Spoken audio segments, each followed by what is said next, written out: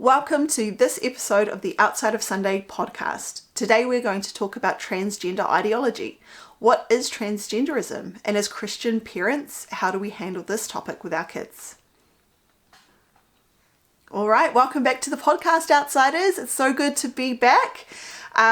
You'll know I've had a bit of a break. I think it's been about 3 months, which I think is the longest that I've ever had a break from doing podcast episodes, and that's just because life's been crazy.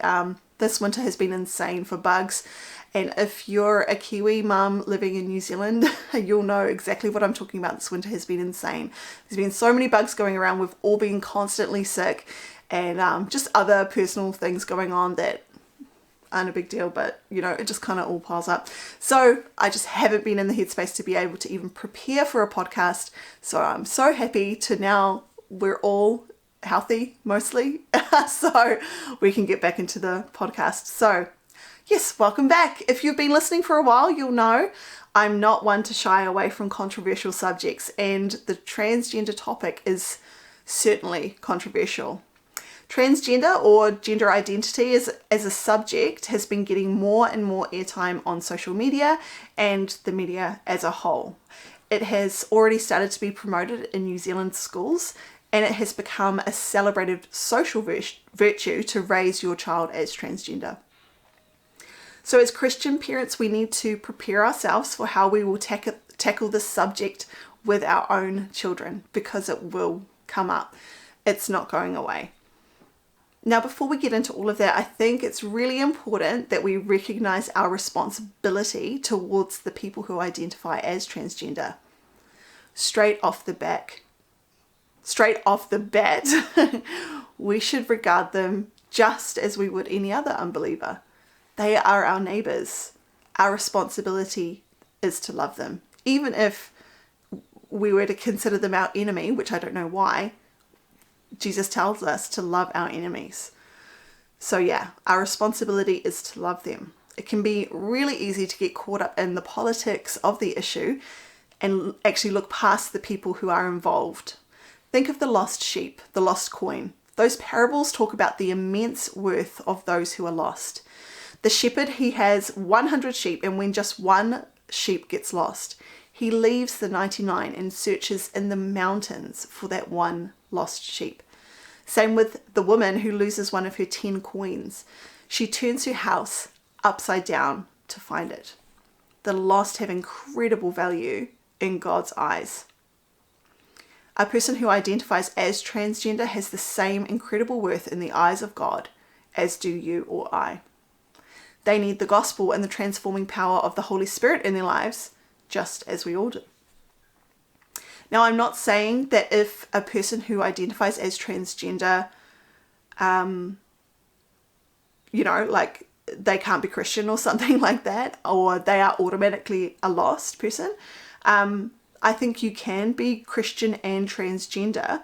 You can come to Christ exactly as you are, but as the saying goes, God loves you just the way you are, but he refuses to leave you that way. We are all a work in progress, a continuing process of sanctification, the end goal being for our lives to look like Jesus. Now, for those of you who have been living under a rock, let's get you up to speed on transgenderism. So here is the definition from webmd.com. Transgender is a general term that describes people whose gender identity or their internal sense of being female or male or something else does not match the sex they were assigned at birth. By contrast, the term cisgender describes people whose gender identity aligns with the sex that they were assigned at birth. Now, previously transgenderism was called gender dysphoria, and it was treated as a mental disorder. Now it has become a widely accepted way of life, something that should be affirmed and celebrated, not a medical condition to be treated. What's happening in the transgender movement is that men are believing that they are actually women, or women are believing that they're actually men. And then they proceed to change their dress, change their name, begin taking drugs and making surgical changes to force their bodies to conform to what they believe in their mind to be their true reality. That's how it started anyway. It's gone beyond that now. It wasn't too long ago, and I mean maybe 10 or 20 years ago, that the vast majority of world leaders and doctors, or just people with common sense, would agree that there are two genders, male and female. Now, those in the world media will tell you, politicians will tell you, Google will tell you that there are more than two genders. That in fact there are many more than two genders. Here are a few genders that you might not be aware of. Agender. So agender is not having a gender or a lack of a gender. So agender people see themselves as neither male nor a woman or both. So they could be both. They're gender neutral and often are described as gender free or genderless. The next term is multigender. This umbrella term is used to describe people who experience more than one gender identity. Other gender labels that fall under the multigender umbrella include bigender, trigender, pangender, polygender. And the last one for you today, and there are more, but these are the ones that I just thought I'd share with you. The last one for today is novigender. So people who use this gender identity experience having a gender that can't be described using existing language due to its complex and unique nature. And then there are those who no longer identify as human. A student who is currently attending a private school in Melbourne is identifying as a cat, and the school is supporting her animal behaviour. So people are identifying as animals, as aliens. It's just like anything. People are changing their age, identifying as like children when they're adults. The rabbit hole of transgenderism, I mean, it goes so much deeper than where I'm willing to take us in this podcast, but I think you get the picture. So we've heard that. Now listen to this from the American College of Pediatricians. The norm for human development is for an individual's thoughts to align with physical reality, for an individual's gender identity to align with their biological sex. People who identify as feeling like the opposite sex or somewhere in between or some other category do not comprise a third sex. They remain biological men or biological women. GD, which is gender dysphoria, is a problem that resides in the mind, not in the body.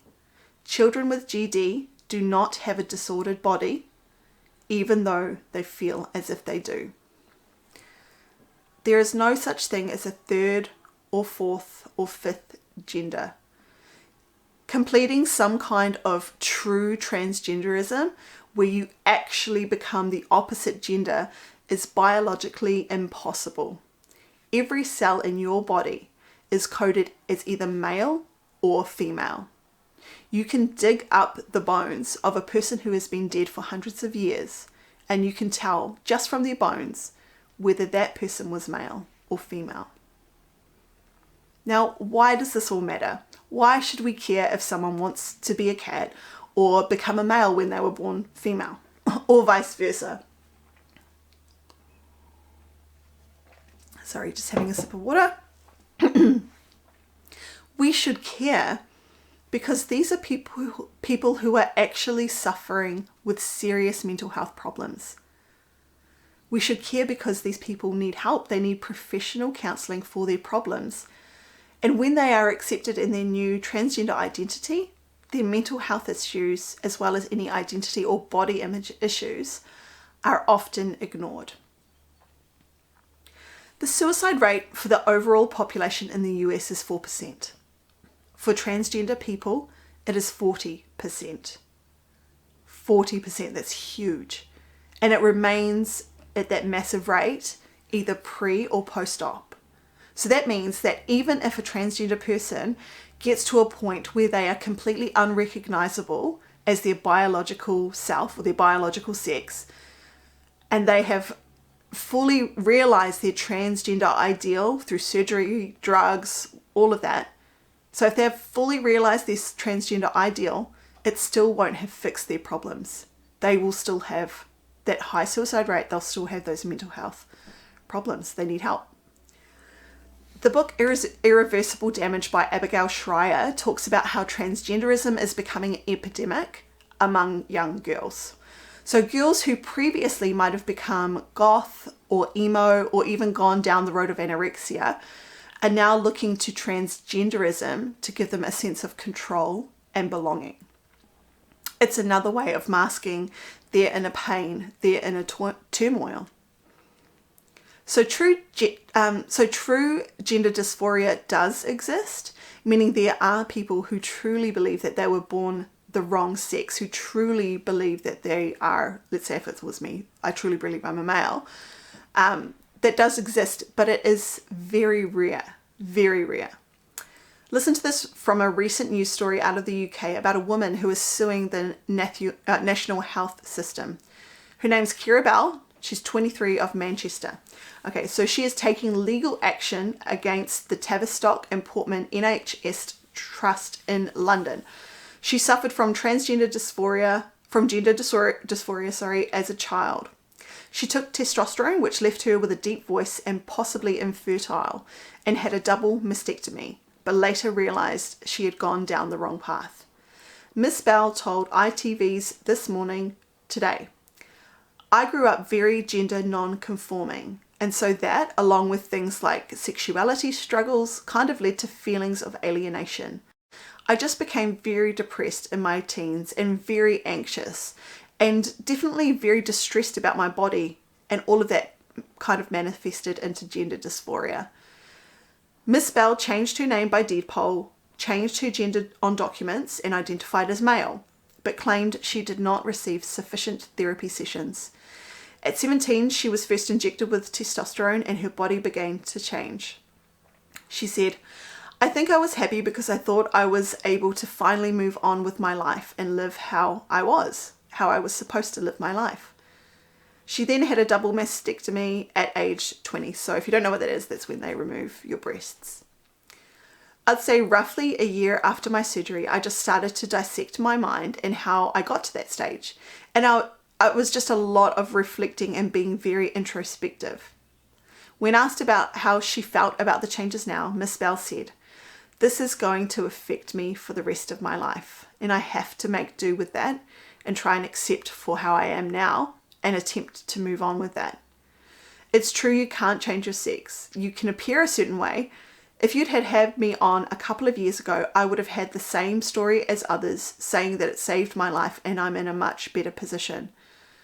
I don't think changing your body is going to help a psychological condition." Kira is not alone. There are many, many people who have been influenced by the transgender movement and who are now living with the consequences. I think we should be a little bit thankful here in New Zealand that we are kind of only just starting to see this become such a big deal in New Zealand, because it has been already a massive deal in the States and in the UK, where we are seeing lots and lots of children get transitioned into the opposite sex, but now they've grown up like Kira, and now they've just have massive regret about that. So we should be learning from that in New Zealand. There's up to 1,000 families and who are expected to file a medical negligence lawsuit against the Tavistock Gender Identity Development Service, the National Health Centre's gender clinic for children, young people and their families. So that clinic is now going to be shut down, which is great news for those people who are struggling with that. In the US, the Food and Drug Administration, the FDA, has added warnings to puberty blockers. So puberty blockers work by blocking the sex hormones, testosterone and estrogen, and actually can delay normal pubertal development such as breast growth, facial hair growth, periods, voice deepening, widening hips. It even affects your bones. If you're a male and you're taking estrogen, it can weaken your bone density. So the FDA actually identified 6 cases of female minors, so female children, who were taking puberty blockers and suffered from brain swelling and vision loss. And I listened to an interview recently where a young girl who developed complications from the puberty blockers that she was on, she had to have a hysterectomy. She is no longer transgender, but now she has to live without a womb for the rest of her life because she started on puberty blockers. Now, this is what our New Zealand Ministry of Health's website has to say about puberty blockers. Blockers are a safe and fully reversible medicine that may be used from early puberty through to later adolescence to help ease distress and allow time to fully explore gender health options. I mean, what? That does not line up with the evidence that we are seeing from overseas. When I saw that, I was just like, how can they say that? Fully, completely safe and fully reversible? No, I'm sorry, but no. Now, transgender ideology is something that we should be shielding our children from. It will not help them. That's what the evidence is showing us anyway. It only masks the problem and could lead them down a dangerous road of drugs and surgery, things that they cannot come back from. That girl cannot come back from her double mastectomy. That girl cannot come back from having her womb removed. And some of these people will be sterile for life, won't ever be able to have children, and that's a tragedy. I mean, all of this is just a tragedy, those poor people.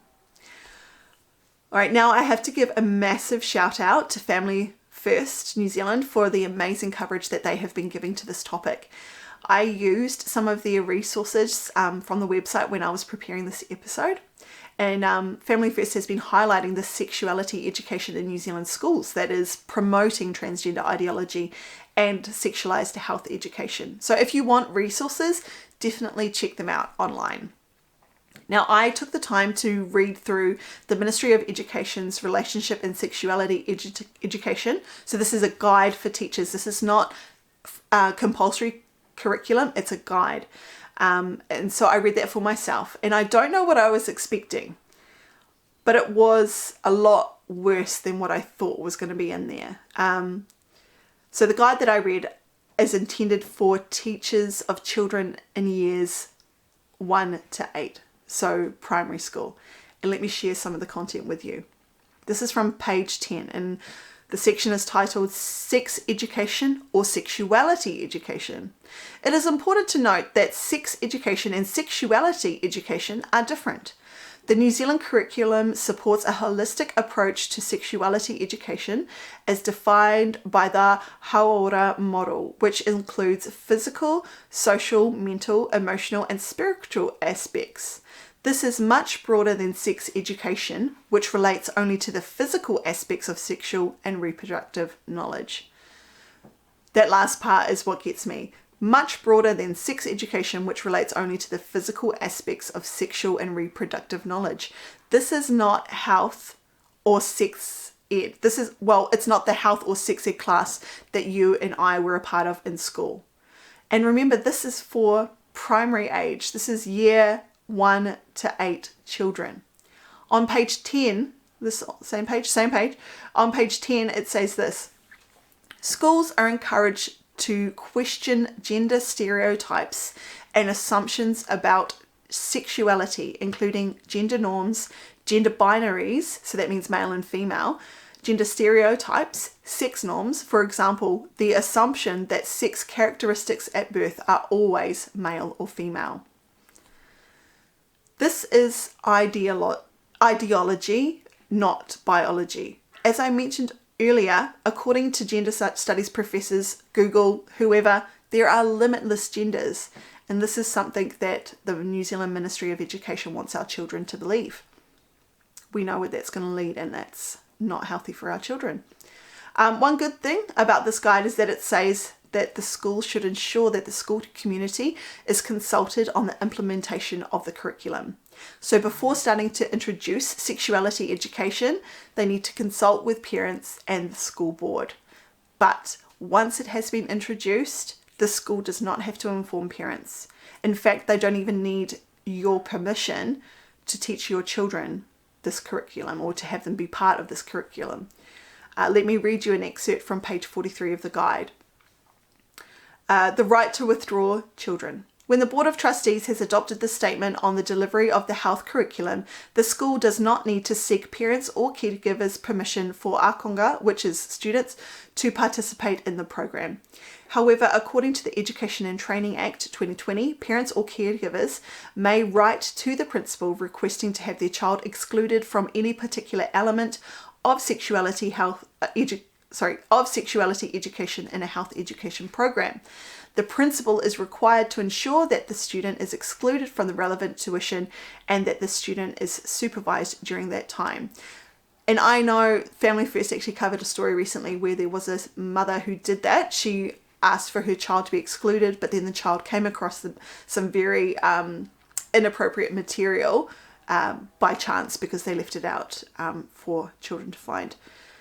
But anyway, according to this, if you are an onto-it parent, you can write a letter to the school and request that your child be removed from the sexuality education in health class. But you could do that, and that would be a good idea. But honestly, according to this guide, the sexuality and gender diverse ideology is not limited to health class.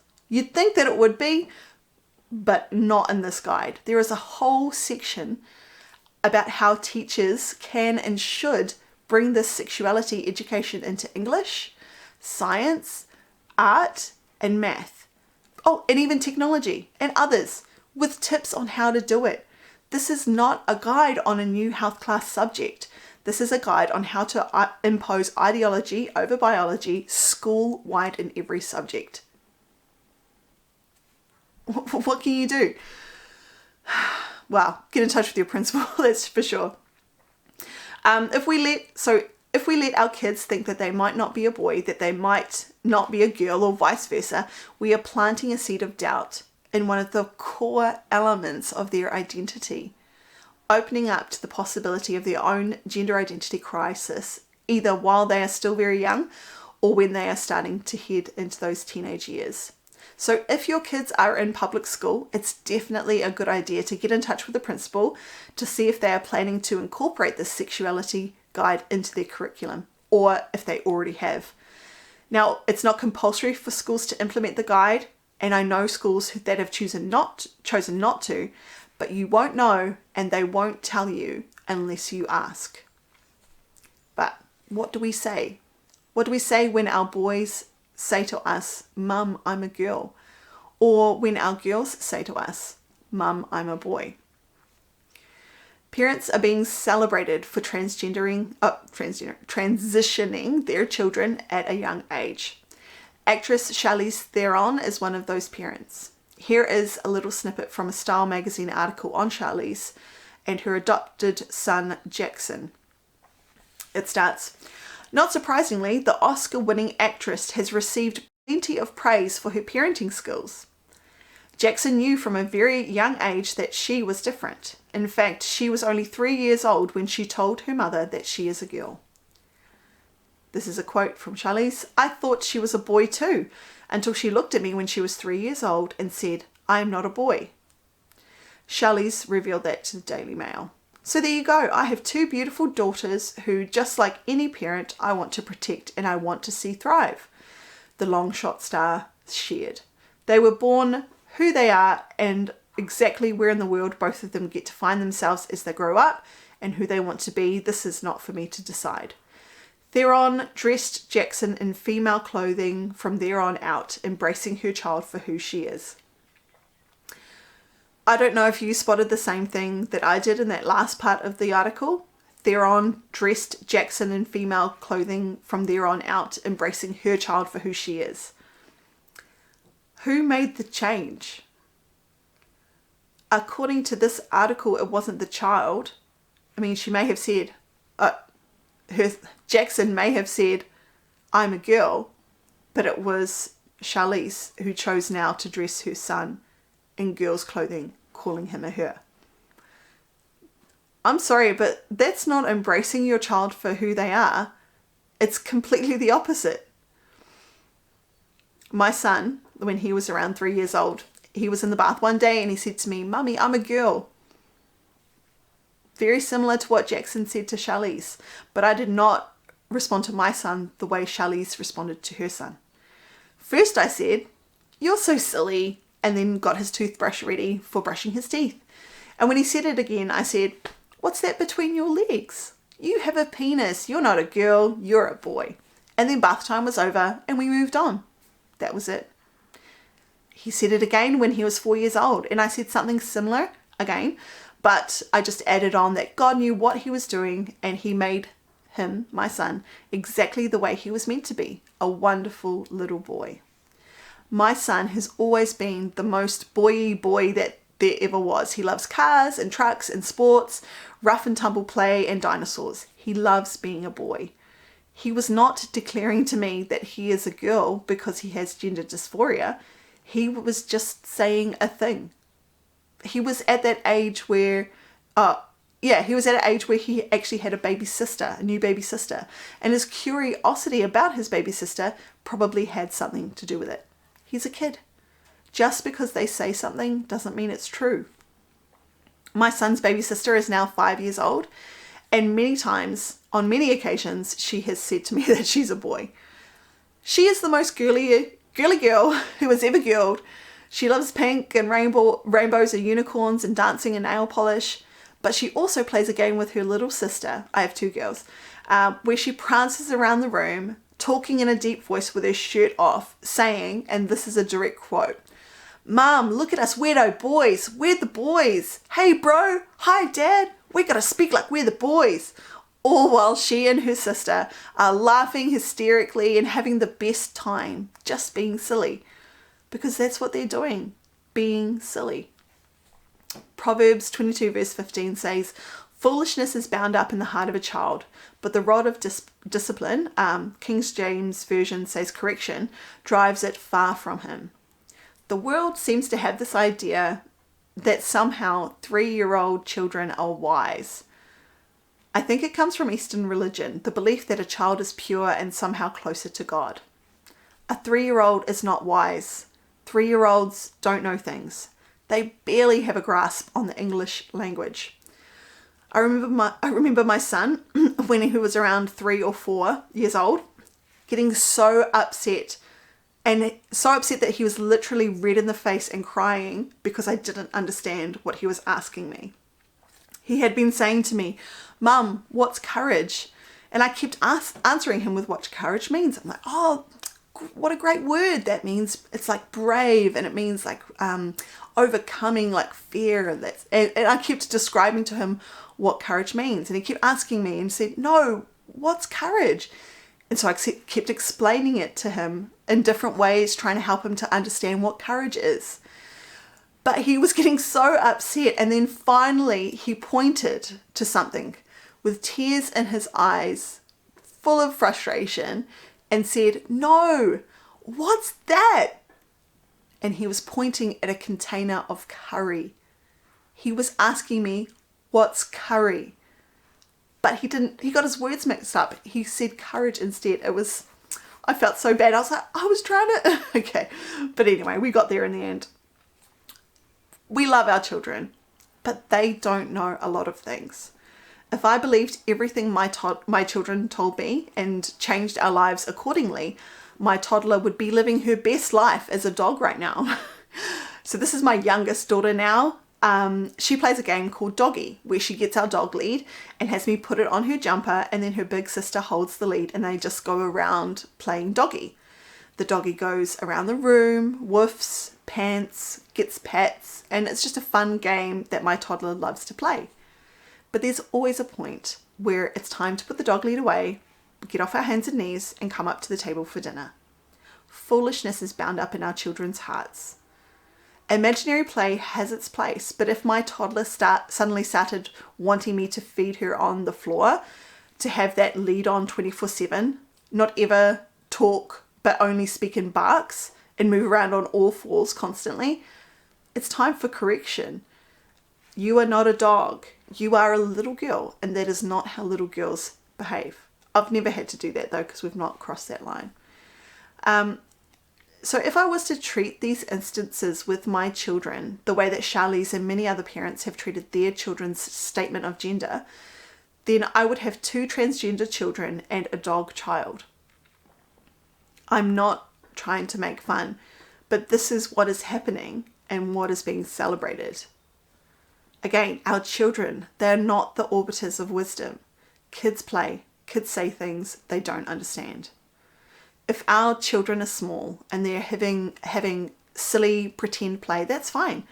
But if it carries on too long or it goes too far, then that's when it's time for the parent to step in. I picked up my daughter from kindy the other day, and when she held my hand, it reminded me of our role as parents. My hand was down at my side. She was walking beside me, and she grabbed my hand when she was starting to feel worried. Holding my hand gave her reassurance, because I am the one who is there to keep her safe, to show her the way to go.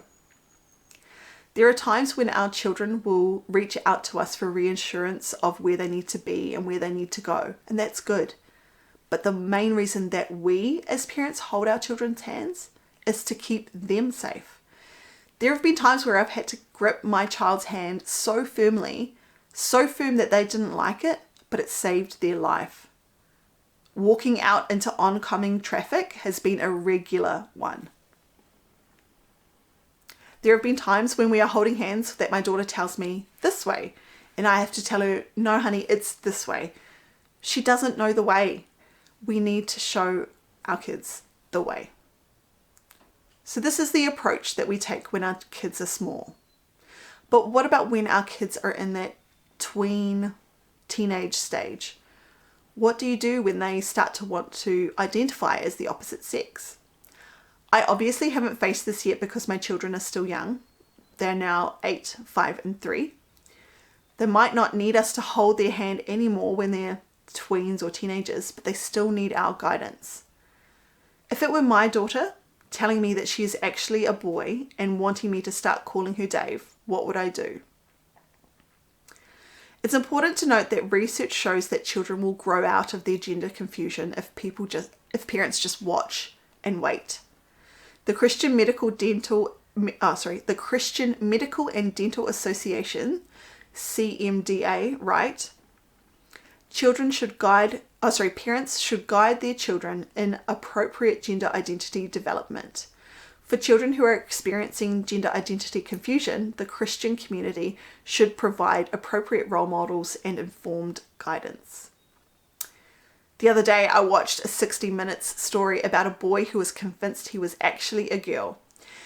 And when he started growing bigger and started going through puberty, I think it was around 13, his mum got him estrogen tablets, which stopped his growth spurt. It softened his bone structure and density and made him start developing small breasts. And initially he was very happy about this. He was 15, so it was only about 2 years later. He was 15 when he realized that he actually is a boy. He stopped taking the hormones, and now he's going to South Korea to get his breasts removed. What would I do if it were my daughter? I think I would start by asking a lot of questions. Questions like, why do you think you're a boy? When did you start wanting to be a boy? And I would listen. And then I would tell her something about myself. I was a very girly little girl. I know not every girl is. That's not what makes you a girl. But I was. I loved dresses. I loved pretty things, pink and sparkles. But then puberty came along and I hated it. I started wearing baggy clothing, hunching my back to hide my growing chest. I wore more masculine clothing. Basically, I just hated that my body was changing and that there was nothing that I could do about it. I hated getting my period. I remember writhing around on my bed because the cramps were so bad. Once I even fainted onto the shower because of my period. So I hated it. It seemed like boys got it so much easier than the girls. I never wanted to actually become a boy because I knew that it was impossible. It was never an option for me. But part of me was jealous of boys. And maybe if someone had told me that there was a way to stop feeling uncomfortable in my own body, to stop having a period, to stop my breasts growing, maybe I would have considered it. It took a long time for me to feel comfortable in my body again, but I did. I would tell her the truth, that puberty sucks. It's hard, but it's something that everything has to go through, and that she is not a boy. She will never be a boy, even if she changed everything about herself. I would tell her that she is a girl, and that God made her a girl on purpose. She is fearfully and wonderfully made, and with God's help, she will get through this. And I would tell her these things over and over again, as well as reassuring her of how much I love her no matter what. And if that constant reassurance of who she is isn't enough, then I would look at getting professional counselling from a good Christian counsellor, if possible, for my daughter. Maybe you are going through this with your child right now. You are not alone. There are so many amazing resources available. Check out Family First New Zealand's website and also Focus on the Family in the US. They have a great resource section with help for parents who are going through this with their child.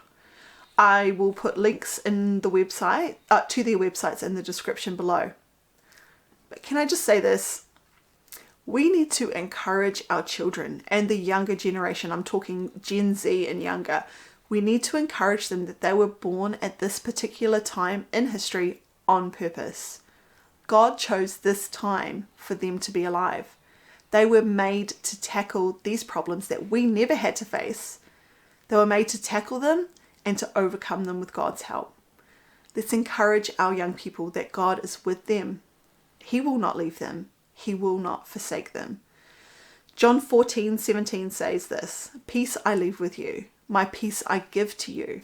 Not as the world gives, do I give to you. Let not your hearts be troubled, neither let them be afraid." Jesus said this to his disciples on the night that he was to be arrested and then the following day crucified.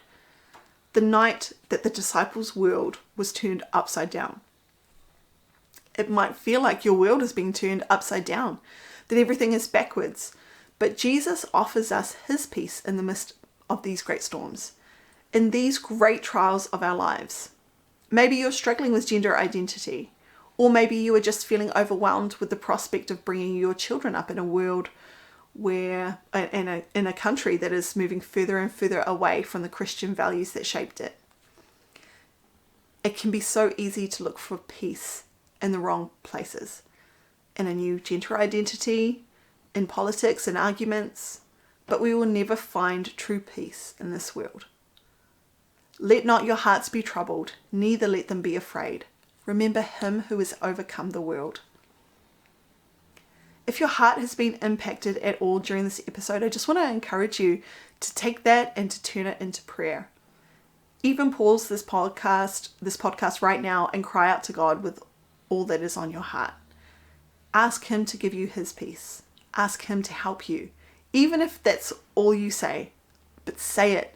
Say it often. Say it out loud in prayer and see what the Lord can do. It could take a long time for you to see the answer to that prayer, but don't give up.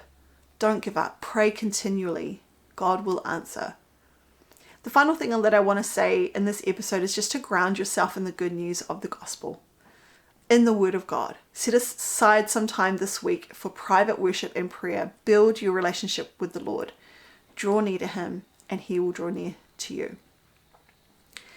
In the next episode, we will be looking through the Bible to see if transgender ideology is biblical. There are some who say that it is biblical. Are they right? The Word of God will tell us. Look, thank you so much for listening. I hope that this episode has been a blessing to you. God bless, and I'll catch you next time. Now, if you're watching on YouTube, please make sure to give this channel a thumbs up and to subscribe, and that would be really great.